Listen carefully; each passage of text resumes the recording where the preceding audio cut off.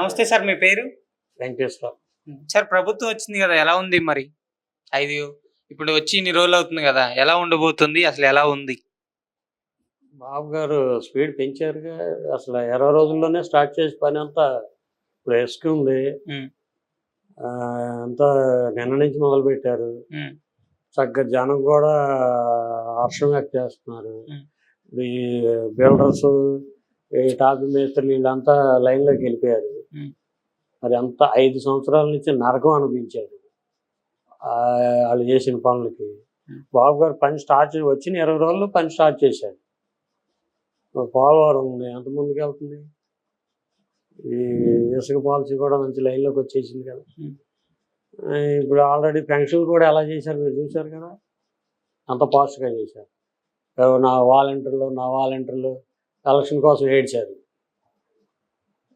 వాలంటీర్లు లేకుండా ఎంత పర్ఫెక్ట్గా చేశారు బాబు గారు అంటే అది. సార్, మరి చంద్రబాబు గారు నేను అధికారంలోకి రాగానే ఇసుక చెప్పినట్టు తీసుకొస్తా అన్నట్టు తీసుకొచ్చారు కదా, అతి తొందరలోనే తీసుకొచ్చారు కదా, ఎలా అనిపిస్తుంది మరి మీకు? చాలా బ్రహ్మాండంగా ఉంది. బాబు గారు చేస్తారండి, అలాగే చేస్తారు. ఆయన పరిపాలన, ఆయన అడ్మినిస్ట్రేషన్ అట్లాగే ఉంటుంది. ఆయన మాట చెప్తే కరెక్ట్గా ఉంటుంది. అలానే మరి వాలంటీర్ వ్యవస్థ లేకపోయినా ఆయన సొంత నియోజకవర్గంలోకి వెళ్ళి వాళ్ళు ఈ వాలంటీర్ వ్యవస్థ లేకపోయినా కానీ ఆయనే వెళ్ళి ఇచ్చారు కదా ఒక సీఎం హోదాలో ఉండి. మీకు ఎలా అనిపిస్తుంది? నెంబర్ 1 అసలు బాబు గారు చేయటం అంటే అడ్మినిస్ట్రేషన్ అదే. బాబు గారు చేస్తారు అట్లాగే. మరి నిరూపించారుగా. ఎలక్షన్ ముందు ఎంత డ్రామాలు ఆడారు దీనిలో పెన్షన్ కోసం. మరి బాబు గారు ఎంత ఒక్క రోజులో ఇచ్చేసాడు ఆ పని, ఒక్క రోజులో. మరి వైఎస్ జగన్మోహన్ రెడ్డి గారు అంటున్నారు చంద్రబాబు నాయుడు అధికారంలోకి రాగానే చాలా అన్యాయాలు చేస్తున్నారు, మా ఇల్లు కూల్చుతున్నారని చెప్పేసి అంటున్నారు. అది నిజమా? ఇది అది పెద్దలు శాస్త్రం చెబుతారు. ఎట్లా ఉంటుందంటే కొట్టక ముందు అరుస్తున్నారు, తర్వాత అరవలేనేమో అన్న దీంతో ముందే అరుస్తున్నారు. అసలు ఏమీ లేదు అక్కడ, ఎవరిల్లు కూల్చలేదు, ఏం లేదు. వీళ్ళు కట్టుకున్న అడ్డగోలు కన్నా వీళ్ళు జిల్లాకు 2 ఎకరాలు చొప్పున 40 ఎకరాలు ఆక్రమించాడు. ఎవరు బాబు గారి సొమ్ము అంతా? 8 లక్షల ఏంటి ఎకరానికి 1000 రూపాయలు లీజా? మాకు ఇప్పించమని ఎకరానికి 10,000 ఇస్తాం, వాళ్ళు 1000 కదా. మాకు ఇచ్చి పేదలకు ఇప్పించమని, పంటలు పండించుకుంటారు, బతుకుతారు. ఎకరానికి 1000 రూపాయలు లీజు చొప్పున. మరి వాళ్ళు కార్యకర్తలు అంటున్నారు మాకు ఒక ఊరికొక మా పార్టీ ఆఫీస్ కావాలని చెప్పేసి కట్టించారంట. ఇక కట్టించుకోండి, మీ సొమ్మెట్టి, మీ పార్టీ, మీ సొంతంగా మీ పార్టీ డబ్బులెట్టి కట్టించుకోండి. గవర్నమెంట్ సొమ్ముతో మీరేం చేస్తారా? అన్నం తింటున్నారా? ఏదన్నా అన్నం తినే వాళ్ళు ఎవరు చేయరా పని? గవర్నమెంట్ సొమ్ముతో మీరేం చేయటువంటి? ఎకరానికి 1000 రూపాయలు 30 సంవత్సరాలు లీజా? అంటే అంత పిచ్చోళ్ళగా కనపడుతున్నారు. జనానికి అన్ని తెలిసే చేశారు, కరెక్ట్గా చూపించారు కదా. చూపించారుగా జనం. మరి జగన్మోహన్ రెడ్డి గారు మా కార్యకర్తలను కొడుతున్నారని చెప్పేసి అంటున్నాడు కదా. కొట్టక ముందే ఏడుతున్నారు కదా, నేను అనేది అదే. కొట్టిన తర్వాత కొట్టారంటే తప్పులేదు, అసలు కొట్టక ముందే అరుస్తున్నారు. మరి 5 ఏళ్ళు జగన్మోహన్ రెడ్డి గారి పాలనలో ఆయన మంచి చేశారు, ఎప్పుడు చూడనంత డెవలప్మెంట్ చేశారు, 20 సంవత్సరాలు డెవలప్మెంట్ చేశారని చెప్పేసి వాళ్ళ కార్యకర్తలు చెప్తున్నారు కదా, చేశారా? దాని రివర్స్లో చెబుతున్నారు వాళ్ళు. 20 సంవత్సరాలు వెనక్కి వెళ్ళిపోయిన దాన్ని డెవలప్మెంట్ కింద చూపిస్తున్నారు వాళ్ళు. వాళ్ళ నాన్నలాగా పరిపాలన ఇచ్చాడని చెప్పేసి చెప్తున్నారు కదా. వాళ్ళ నాన్న పరిపాలనకి ఇతనికి అసలు సంబంధం లేదు. మరి వాళ్ళు అలా చెప్పడం ఎందుకంటారు? పిచ్చి మాటలు అవే, జనాన్ని డైవర్ట్ చేయడానికి. తప్పుడు ఇంకా ఆ బుద్ధులు పోవట్లా. ఇప్పుడు 150కి మధ్యలో 5 లేపేసి 11 మిగిల్చారు.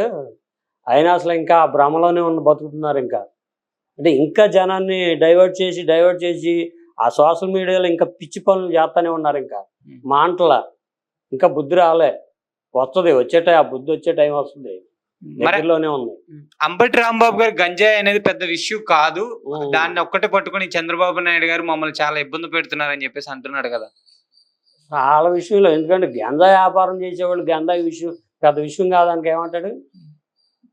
గంజాయి వ్యాపారం, డ్రగ్స్ వ్యాపారం చేసి బతికింది ఆ పార్టీ. ఇప్పుడు ఏమంటారు? అదే అంటాడు కదా. ఇప్పుడు గంజాయి అమ్మేవాడు ఏమంటాడు? గంజాయి మంచిదేను, తాగండి, కాలేజీలకి వాళ్ళకి మేము అమ్ముతాము, అది పెద్ద విషయం కాదని చెబుతున్నాడు.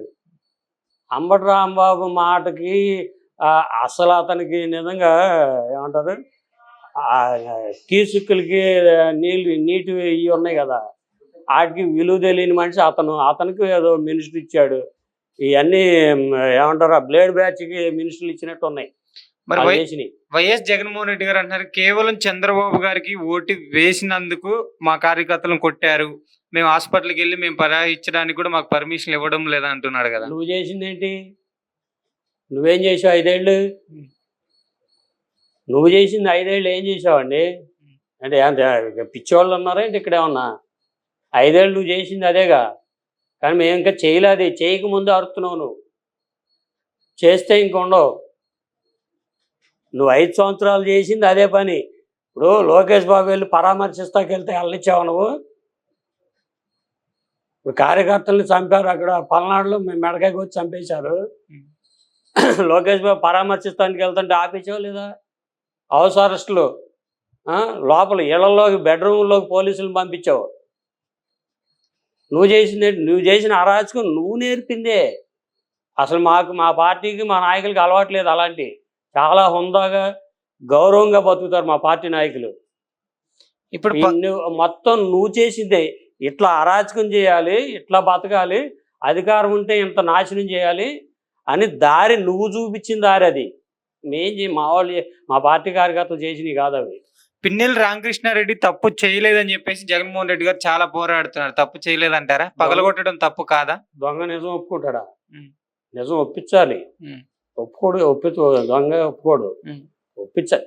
సీసీటీవీలో ఫుటేజ్ అంత క్లారిటీగా కనిపిస్తుంటే పగలగొట్టినట్టు పగలగొట్టలేదని ఎలా చెప్తాను? ఆయన నేను వెళ్ళలేదని చెప్తున్నాడు. మరి వెళ్ళింది ఎవరు అక్కడికి? నేను దొంగతనం చేస్తాకి వెళ్ళానని చెప్తాడా? చెప్పిస్తారు. అన్నీ వస్తాయి, సాక్ష్యాలు ఉన్నాయి, అన్నీ వస్తాయి, సీసీటీవీలు ఉన్నాయి, పబ్లిక్. అసలు నిన్ను అరెస్ట్ చేస్తుంటే మా కార్యకర్తను పొట్టలో గుద్దావు నువ్వు ఆ రోజు పోలీసుల ముందు. అంటే అంత పిచ్చోళ్ళు ఉన్నారేంటి జనం? నువ్వు నేను చేయలేదు అని అబద్ధం ఆడైతే అవ్వదు. అక్కడ అన్ని ప్రూఫ్లు ఉన్నాయి, అందరి హిస్టరీ ఉంది, ఎవరు ఎక్కడికి వెళ్ళరు, అన్నీ దొరుకుతాయి పగడబందీగా. ఆ లోకేష్ బాబు చూస్తాడు, చాలా జాగ్రత్తగా పనిచేస్తాడు. మా లోకేష్ బాబు చాలా జాగ్రత్తగా సెటిల్ చేస్తాడు. అందరు ఎవరు పర్ఫెక్ట్గా సెటిల్ చేస్తాడు. మరి జగన్మోహన్ రెడ్డి గారు అధికారంలో ఉన్నప్పుడు వాళ్ళ కార్యకర్తలు కానీ వాళ్ళ ఎమ్మెల్యేలు కానీ నారా లోకేష్ గారు చాలా అంటే మాట్లాడారు కదా, బూతులు కానీ, అలా అనడం తప్పు కాదా? అదే తప్పు చేశారు, దొరికారు, అన్నీ వస్తాయి. అవి ఇప్పుడు కూడా మాటలు ఇంకా మాట్లాడుతున్నారు. అబ్జర్వేషన్ చేస్తూనే ఉన్నారు. అన్నీ అబ్జర్వేషన్ చేస్తున్నారు, ఇంకా మాట్లాడుతున్నారు, ఇంకా తగ్గలేదు. వాళ్ళకి ట్రీట్మెంట్ వచ్చే టైం వచ్చింది, అన్నీ పర్ఫెక్ట్గా చేస్తాడు. ఎవరిని అన్ని సాక్ష్యాలు ఉన్నాయి, అన్నీ పర్ఫెక్ట్గా ఉన్నాయి. పట్టించుకోవట్లేదులే, మమ్మల్ని వదిలేశారులే, సైలెంట్గా ఉన్నారు అనుకుంటున్నారేమో. సైలెంట్గా ఏమి లేదు, ఎక్కడ పని అక్కడ జరుగుతుంది, అన్నీ పర్ఫెక్ట్గా. అయితే ఏది చేసినా తప్పు, వాళ్ళు చేసినట్టు తప్పుడు దారిలో చేయరు. 100% చట్ట ప్రకారమే చేస్తారు మా వాళ్ళు. కానీ మళ్ళీ జీవితంలో రోడ్డు మీద జరిగే పరిస్థితి అయితే ఉండదు. వీళ్ళు అంత పగడ్బందీగా చట్టం చేస్తారు, ఆ చట్టంలో వీళ్ళు శిక్షించబడతారు. అంతేగాని వాళ్ళు చేసినట్టు అరాచకం రోడ్డు మీదకి వెళ్ళి కొడతాం, కర్రలు కొడతాం, దుమ్మి చేయటం మా పార్టీ నైజమే కాదు అది. రేపు జగన్మోహన్ రెడ్డి గారు అసెంబ్లీకి వస్తారని మీరు అనుకుంటున్నారా?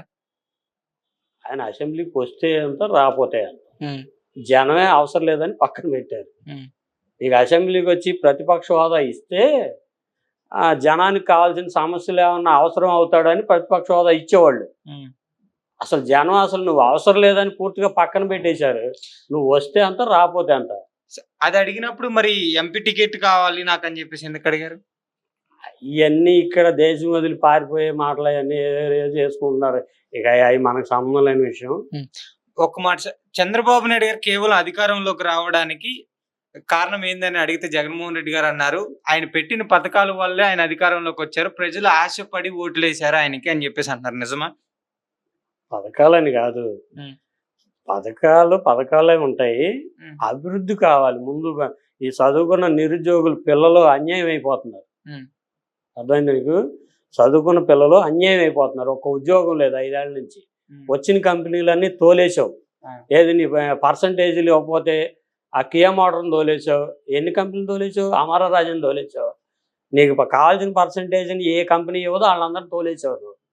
ఇంకా ఉన్న ఉద్యోగాలే రోడ్డున పడ్డారు. ఈ జనం అందరూ ఏం చేస్తారు? పిల్లల్ని గాలికి వదిలేసుకుంటారా?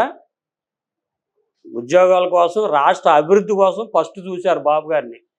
అడ్మినిస్ట్రేషన్ బాగుంటుంది, లా అండ్ ఆర్డర్ బాగుంటుంది, అరాచకాలు పోతాయి, రాక్షస పాలన పోవాలి, ఖచ్చితంగా డెవలప్మెంట్ ఉంటుంది, దాంట్లో సంక్షేమం కూడా చేయగలడని బాబు గారిని నమ్మారు జనం.